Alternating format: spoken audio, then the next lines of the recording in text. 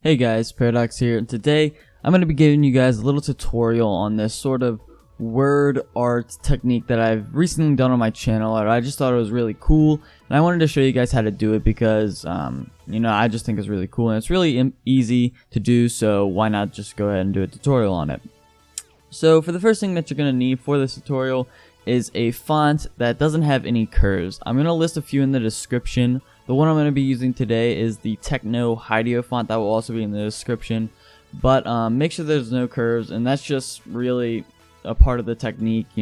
It's just overlapping letters, and it's hard to make slashes and combine letters when there's curves involved, just because it's hard to copy curves exactly. But with slashes and things like straight lines, you can make those with any selection tool or really anything that you want.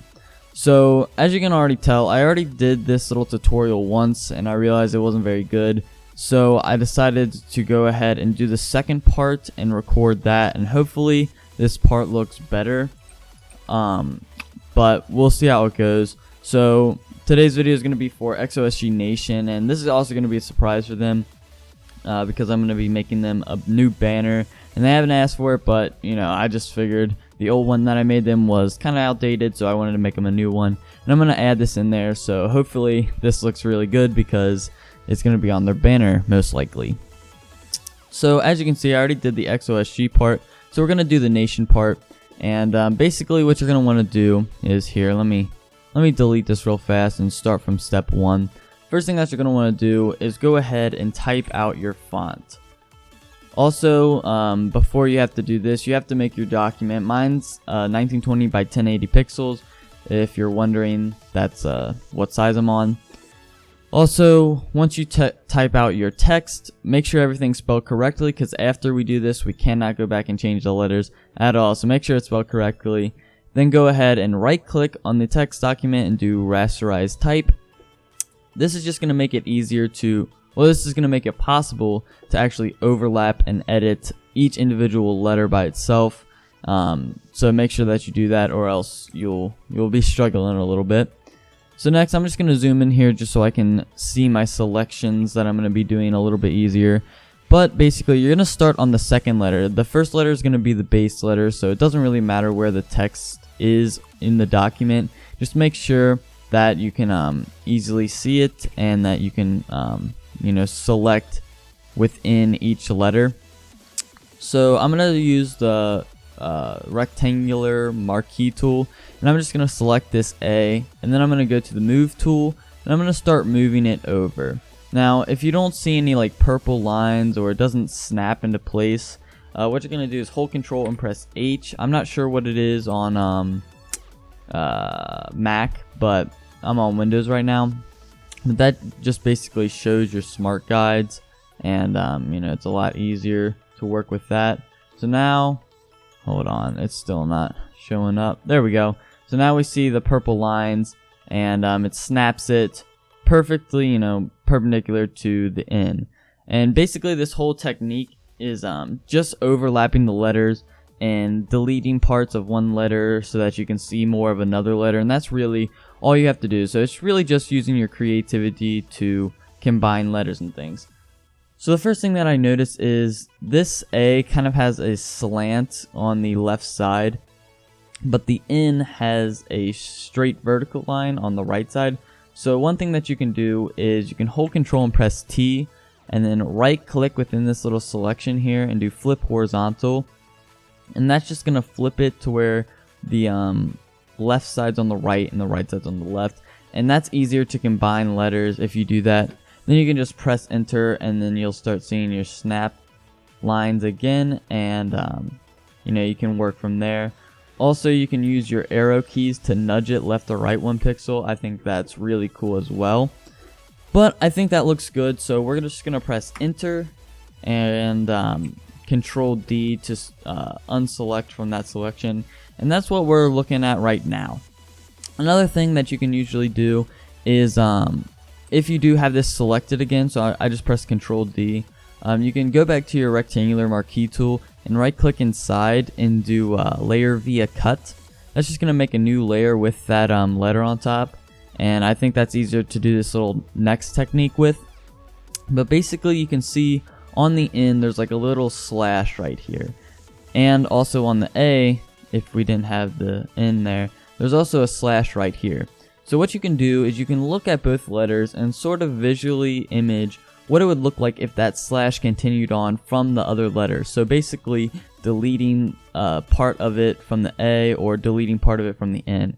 And I'm thinking that deleting some of the N where the A's slash is, like right here, would look pretty good. So what we're going to do is we're going to hide that bottom layer, the layer that we're deleting from, and we're just going to hold shift, and with the polygonal selection tool, we're just going to hold shift and try to map out where like this sort of slash is. And if you don't know what that, like what I mean by the slash, it's just this little part in the middle here with the white.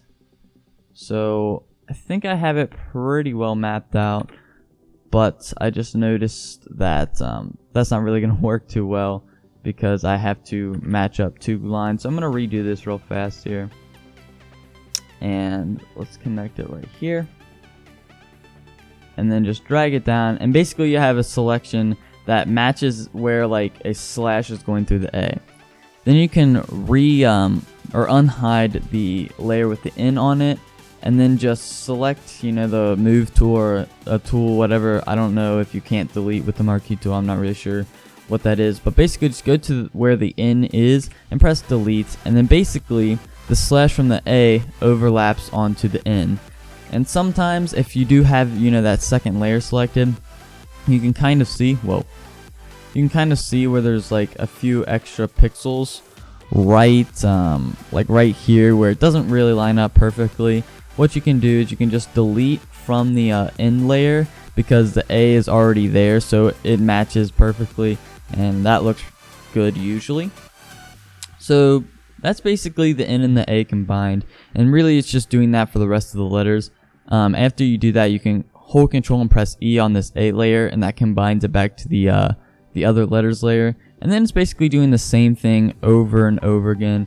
I don't really want to bore you guys by doing that, but I'll probably put it into like a little time-lapse mode right now and just show you kind of the process of redoing and undoing lots of different things. But you know, hopefully it hasn't been too confusing yet, because you know, this is really all that there is to it. Just moving them over, deleting, and then that's it.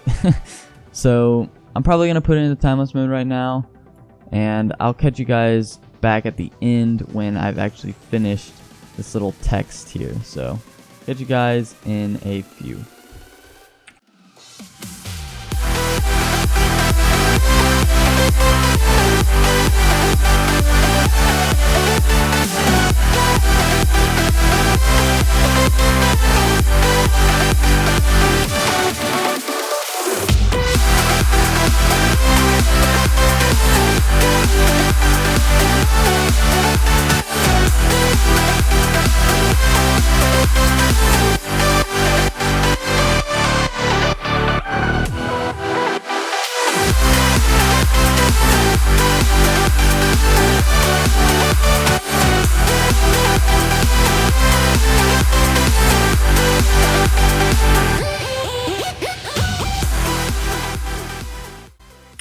Alright guys, I'm back. As you can see, the entire word is done.